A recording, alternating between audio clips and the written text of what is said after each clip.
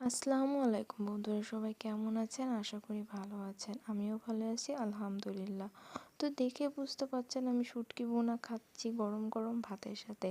এই মজার রেসিপিটি আপনাদের সাথে শেয়ার করতে চাচ্ছিলাম।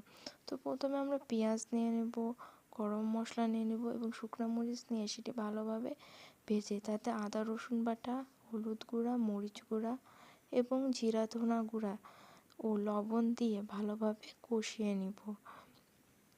মশলা কষানোটা খুব জরুরি। আপনি যে কোনো রান্নাতেই মশলা যত বেশি কষাবেন রান্না তত বেশি টেস্টি হবে।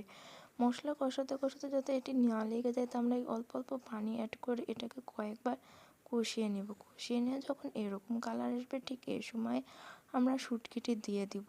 শুটকি মাছ অবশ্যই ভালোভাবে ধুতে হবে, কারণ এতে প্রচুর পরিমাণের বালু থাকে। আমরা গরম পানিতে কিছুক্ষণ ভিজিয়ে রেখে তারপর এটা কয়েকবার ধুয়ে এভাবে রান্না করি। তো শুটকি মাছটা দিয়েও আমরা এটা অনেকক্ষণ কষাবো, অল্প পানি অ্যাড করে কষাতে থাকবো এবং লাস্টে একটু বেশি পানি দিয়ে এটি ভালোভাবে সিদ্ধ করে নিতে হবে।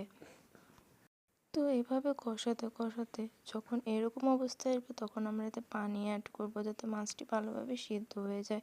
এভাবে আমরা মাছটা সিদ্ধ হওয়ার জন্য অপেক্ষা করব এবং পানিটা যখন কমে আসবে, মাছগুলো সিদ্ধ হয়ে যাবে, তেল উঠে আসবে, তখন আমরা বুঝতে পারবো যে রান্নাটি প্রায় হয়ে আসছে।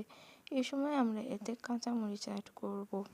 কাঁচামরিচ আমি সাধারণত শেষেই অ্যাড করি যাতে কাঁচামরিচের ফ্লেভারটা অনেক সুন্দর আসে।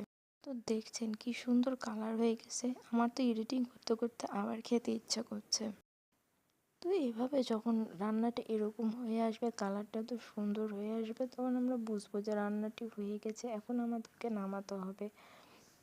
তো এ পর্যায়ে আমরা চুলা থেকে শুটকি মাছটি নামিয়ে পরিবেশন করব এভাবে ধনেপাতা দিয়ে। কি সুন্দর লাগছে তাই না? যাই হোক, আমার রান্নাটা আপনাদের কাছে কেমন লাগলো? নর্মাল রান্না অ্যাজ ইউজুয়াল সবাই এভাবে করে, তারপরও আমি আপনাদের সাথে শেয়ার করলাম। আমাকে জানাবেন অবশ্যই আপনাদের কেমন লাগলো। ধন্যবাদ।